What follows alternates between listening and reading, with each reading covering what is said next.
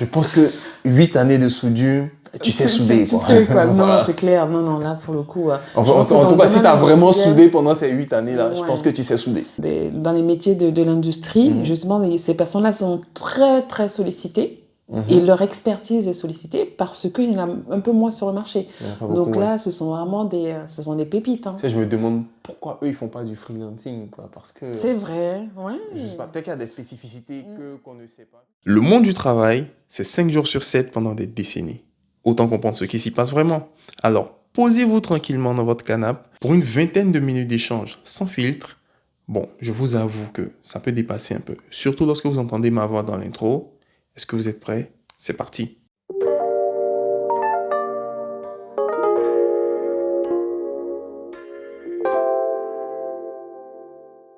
Salut Agathe. Hello Yann. Comment tu vas? Mais écoute, moi ça va, en tant qu'il y a le soleil, tout va bien. Eh bien oui, c'est vrai. Là. Ça va. Bon, j'espère qu'il va rester. Mais moi aussi, ça va. Bon. Métro, boulot, dodo, comme d'habitude, voilà. On maintient le cap toujours dans le même système, voilà. Ok, ça marche. Bon, à quelle sauce on va être mangé là aujourd'hui encore? Eh bien aujourd'hui, la sauce, ça va, elle est tranquille, c'est bon. Voilà. Aujourd'hui, on va parler d'années d'expérience et de compétences. Et la problématique que je veux soulever aujourd'hui, c'est est-ce que un grand nombre d'années d'expérience, ça induit nécessairement de la compétence? On peut parler de compétences techniques, compétences métiers, on peut parler de compétences humaines, soft skills. Ouais. Mais est-ce qu'un grand nombre d'années d'expérience induit la compétence? Question. Grande question, hein? Oh là là, ça c'est un vaste sujet. Mais c'est vrai que si on prend ces 3 volets-là, métier, hard skills et soft skills, ça va dépendre de l'environnement dans lequel tu te trouves. Grande structure, petite structure, start-up. En fait, selon cet environnement-là, tu vas développer des compétences qui vont complètement être différentes. Par exemple, je sais que dans les grandes entreprises, on a une grande panoplie de métiers, ce qui fait qu'on a souvent des métiers qui sont cloisonnés. C'est-à-dire que tu ne peux pas aller au-delà de ta tâche qu'on t'a attribuée. C'est vrai. Déjà, donc tu développes une compétence spécifique. Très spécifique, Bien. très encadrée. C'est ça. Donc c'est compliqué. Alors que quand tu es dans des petites structures ou même start-up, tu as tendance à déployer, à décupler justement tes compétences parce que bien souvent on n'a pas forcément tous les métiers qui sont en poste. On démarre l'activité, donc on charbonne. Hein. C'est exactement ça, oui. Voilà. Donc, ce qui fait que, d'un point de vue objectif, tu es obligé de décupler tes compétences. C'est vrai. J'ai moi-même un peu expérimenté cela puisque j'ai travaillé en multinationale et puis aussi en petite entreprise. D'accord. Et j'ai bien vu la différence. En multinationale, c'était beaucoup plus, disons, orienté. C'était beaucoup plus cadré en fait. Il y a les process qui sont là, on les suit, on sait ce qu'on fait. Ces fameux process. C'est une machine industrielle. C'était agréable, hein. Moi j'ai eu une très bonne expérience de ça. C'était en début de carrière? Oui, c'était en début de carrière. C'était mon premier CDI. Je pense que pour les jeunes diplômés, c'est pas mal d'avoir une structure. Et voilà, en fait, ça m'a vraiment permis de me développer dans des conditions où voilà, j'avais pas à imaginer trop de choses, à apprendre vraiment le métier, comprendre comment fonctionnait une entreprise, pour comprendre comment des process fonctionnaient. Je comprends. Voilà. Donc pour moi, ça n'a pas du tout été désagréable. Et puis après, je suis parti dans une plus petite boîte où là, maintenant, il fallait toucher à plein de choses. Mais du coup, je me suis aussi éclaté en fait. Voilà. Oui, mais est-ce que justement, quand tu es rentré dans cette petite structure, tu avais les compétences techniques demandées? D'une certaine façon, oui. D'accord, ok. Parce que je faisais plein d'autres choses en dehors du boulot.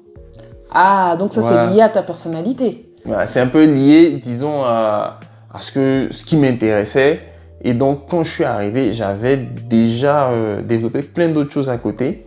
Et puis, disons, j'ai profité aussi du fait, quand j'étais dans la multinationale, pour me former sur plein de choses. Parce que bon, on avait plein de ressources de formation qui étaient complètement ouvertes à tout le monde. Et donc, bon, moi, je circulais dedans un peu, voilà quoi. Lorsque l'activité est baissée un peu, parce que c'était vraiment très périodique, parce qu'on a des moments où on était vraiment chargé parce qu'il y a des livraisons ou quand il y avait des incidents particuliers. Mais après, il y a des moments où c'était un peu plus calme, voilà. Et donc, je profitais de cela pour me former, pour, disons, profiter de toutes les ressources que cette entreprise-là me fournissait. D'accord. Et est-ce que si tu n'avais pas eu cette appétence-là à être curieux, à fouiller, avec juste ce que tu as acquis en termes d'expérience au sein de la société, tu penses que tu avais les compétences requises pour intégrer cette start-up au regard de ce qu'ils demandaient? Si je m'étais vraiment limité qu'à ce qu'on me demandait, ça aurait été beaucoup plus difficile. Ok, très bien. Si je m'étais limité qu'à ce qu'on me demandait, ça aurait été plus difficile. Bon, parfait. Bien que j'aurais été compétent sur un certain nombre de choses, sur un certain type de langage, de programmation, tout ça.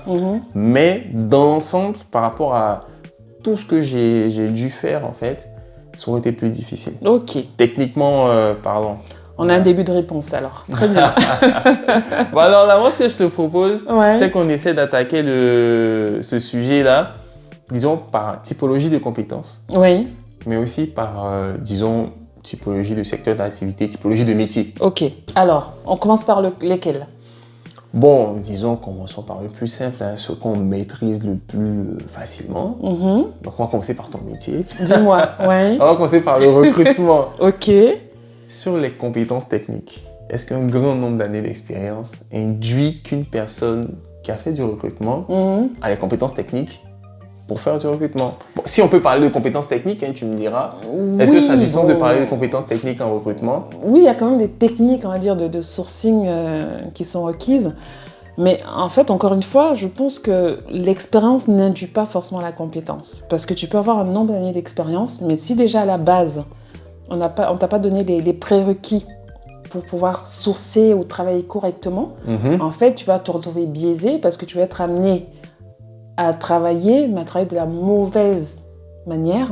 Et finalement, tu vas développer des compétences, certes, mais qui n'ont rien à voir avec bancales. Voilà. Et là, en soi, l'expérience, ça ne te sert pas à grand-chose. Donc moi, je reviens là encore un petit peu par rapport à ce que tu as dit, c'est que au-delà de l'aspect, on va dire, théorie qui est lié aux ressources humaines, il faut vraiment connaître les compétences techniques de sourcing, de requête. Ça peut être également de connaissances métiers aussi. Parce que c'est pareil, tu peux être dans le domaine du recrutement.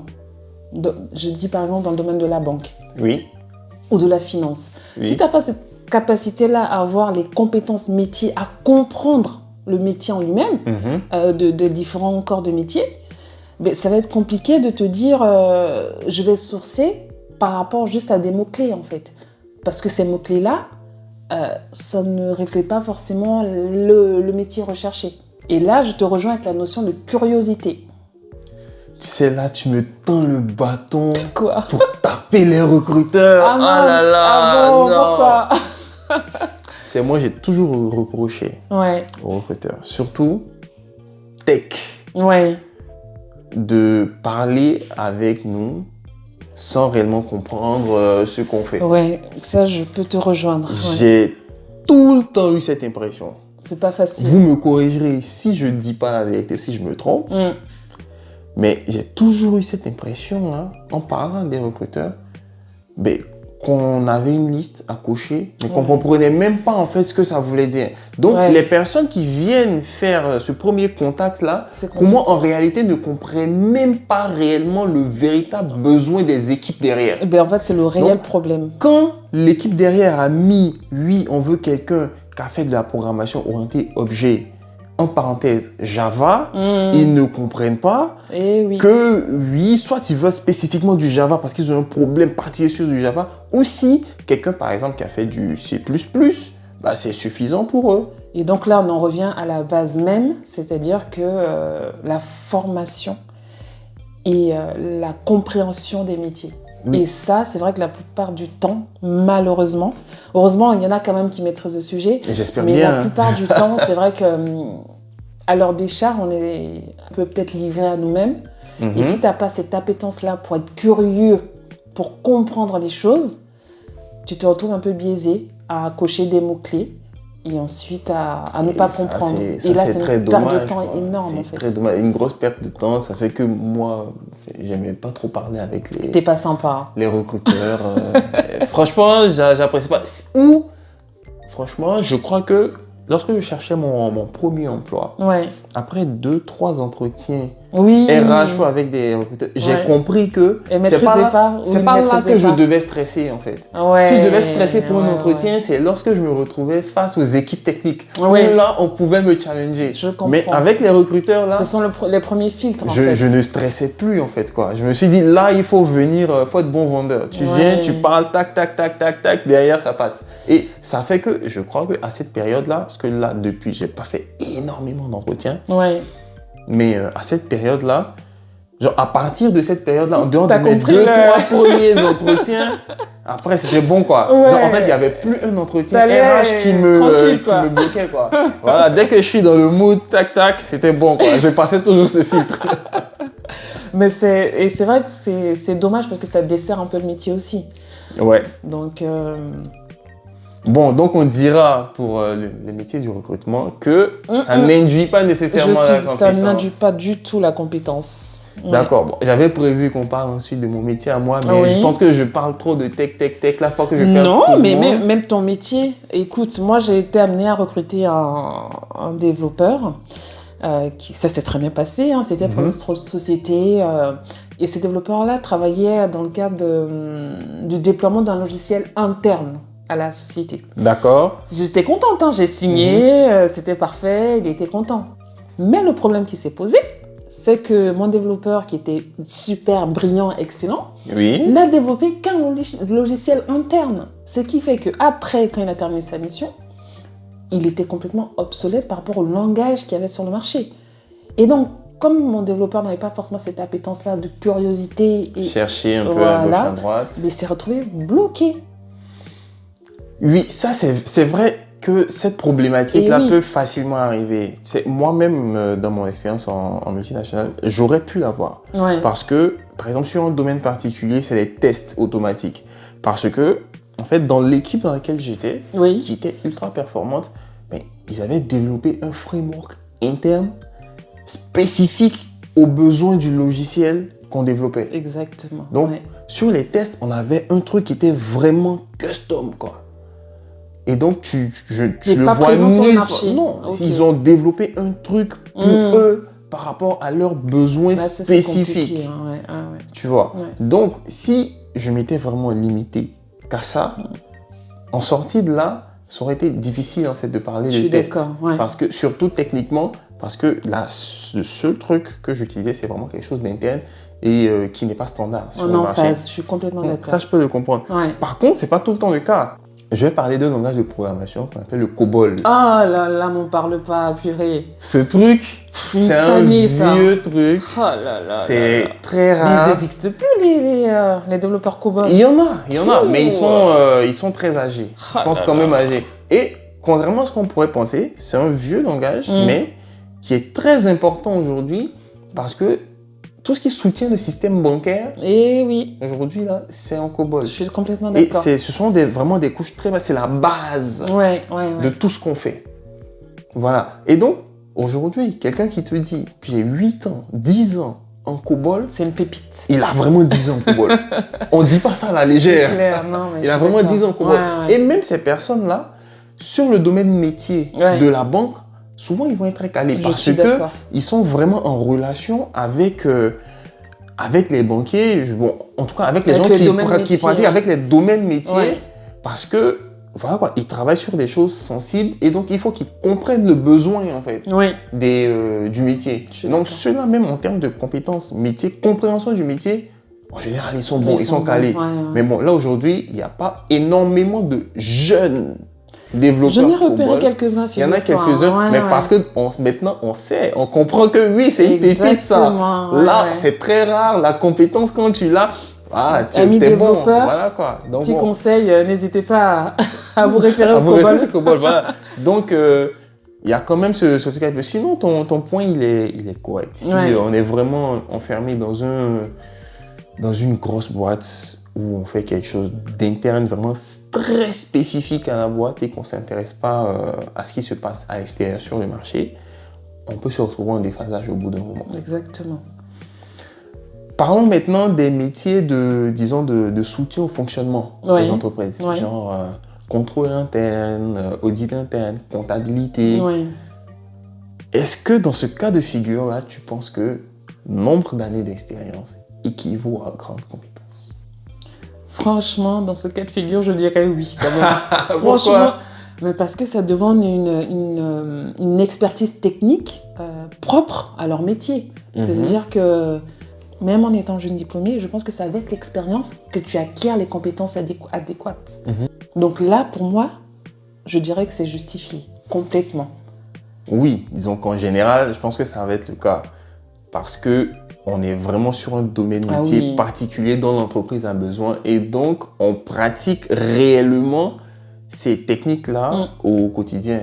Je prends même aussi l'exemple des auditeurs externes, ceux qui sont en cabinet. Pour moi, un auditeur externe qui a vraiment été sur de l'industrie, par exemple, qui dit que j'ai 8 ans d'expérience en audit d'industrie. Tu peux le croire. Tu peux le croire. Surtout s'il a été en cabinet. S'il a été en cabinet, on peut croire à cette personne-là. Pour eux, je pense que ça va être souvent cloisonné par, disons, type de métier, type d'entreprise sur lesquelles ils ont eu à intervenir. Parce que, par exemple, dans les grands cabinets, souvent on parle d'audit, je crois, sectorisé, où ils sont sur des secteurs d'activité. C'est-à-dire que tu n'audites, par exemple, parce que tout le temps, que des industries ou que des banques. Et lorsque tu n'as fait que de l'industrie, c'est difficile, je pense, de s'exporter sur de la banque. Et là, pour ce genre de personnes-là, je pense que la recherche d'emploi est beaucoup plus simplifiée parce que les offres d'emploi sont très bien détaillées, ce qui fait qu'on définit vraiment le corps des métiers. Ouais, en effet, je pense qu'à ce niveau-là, tu es plus en capacité de justifier réellement ta compétence par rapport à ce que tu as fait. Parce que en fait, les caractéristiques même du métier, les caractéristiques même de l'environnement de travail dans lequel tu évolues font que tu es obligé de pratiquer. Après, pour ceux qui sont en entreprise, genre comptable par exemple, je me dis, sur les logiciels de comptabilité, c'est là où il peut y avoir un petit blocage. Parce que, mais pour moi, ils n'ont pas tellement le choix. Parce que dans une entreprise, on va utiliser un logiciel de comptabilité ça coûte très cher. Donc, les gens ne vont pas s'amuser à se prendre des licences personnelles de logiciels de comptabilité juste pour pratiquer, pour être au fait de ce qui se passe ailleurs. Ça va être difficile. Et donc là, on est un peu contraint par disons, l'entreprise dans laquelle on est et du coup, le logiciel qu'ils utilisent. Mais je pense que ce n'est pas forcément un critère pour fermer toutes les portes à non, et puis je pense qu'au-delà même du logiciel, tu as quand même la compétence qui est acquise. Oui, la compétence technique, elle est là. La compréhension de la comptabilité, elle est là. Oui. Donc là, en soi, tu as juste à la répercuter sur le logiciel à venir. Mais la logique comptable, tu l'as. Donc en soi, exactement. Je pense que là, pour le coup, l'expérience induit la compétence. Bon, là, terminons peut-être un peu par les métiers industriels. Soudeur ou dans les gens dans le BTP. Voilà. Là, tu as intérêt à maîtriser. Je pense que là, je pense que 8 années de soudure, tu sais souder. Tu sais quoi. Non, c'est clair. Non, là, pour le coup. En tout cas, si tu as vraiment soudé pendant ces 8 années-là, je pense que tu sais souder. Dans les métiers de l'industrie, justement, ces personnes-là sont très, très sollicitées. Et leur expertise est sollicitée parce qu'il y en a un peu moins sur le marché. Donc là, ce sont vraiment des pépites. Tu sais, je me demande pourquoi eux, ils ne font pas du freelancing. Parce que, c'est vrai, ouais. Je ne sais pas, peut-être qu'il y a des spécificités qu'on ne sait pas, que je pense que ça dépend également de la mentalité aussi de ces personnes-là. D'accord. Je dirais que les personnes qui sont plutôt des techniciens et autres, il y a peut-être cette appartenance-là, métier, en tout cas, qui est très forte. Donc, ils ont envie d'être en CDI dans une corporation. Après, les métiers, par exemple, d'ingénieur et autres, bon, ça peut être... Nous sommes des esprits libres, sans loyauté, on s'en fout un peu. Non, je dirais pas ça, mais je pense que ça joue énormément. J'irais également un peu plus loin. Au-delà des métiers de l'industrie, tu vas également avoir les métiers qui sont liés à des métiers de management, par exemple. Oui. Est-ce que le nombre d'années d'expérience induit ta compétence managériale? Non, je ne pense pas, je ne suis pas d'accord. Non. C'est ça. Ça n'induit pas. Ça n'induit pas. C'est pas parce qu'on a 8 années de management qu'on est nécessairement un bon manager. Et ça, voilà. Je n'y crois pas. C'est ça. Prouvez-moi le contraire si vous n'êtes pas d'accord. Donc, est-ce que là, on peut dire que le nombre d'années d'expérience induit la compétence? Non. Si tu t'es pas formé aux compétences managériales, tu n'as pas les soft skills adéquats, mais finalement, tu vas être toxique en fait. Eh oui, c'est vrai.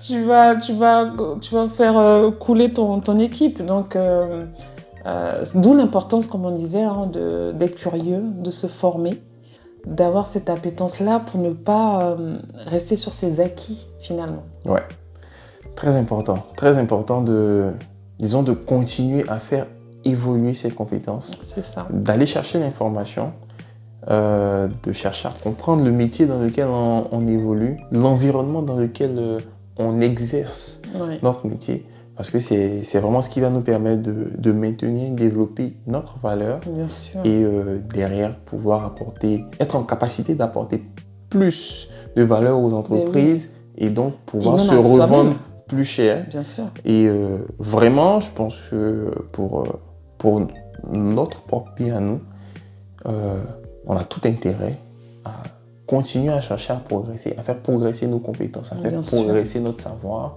parce que c'est ce qui va nous permettre de véritablement avancer et de déceler des opportunités là où éventuellement on pense qu'il n'y en a pas. Exact. Complètement d'accord. Belle conclusion. Donc nous sommes curieux de savoir ce que vous avez pensé de ce sujet. Est-ce que vous êtes d'accord avec nous ou pas? Est-ce que dans votre métier à vous, les choses s'expriment de la même façon? Je suis vraiment curieux d'avoir vos avis. Merci de nous avoir écoutés. C'était Yann et Agathe. Au revoir. À bientôt.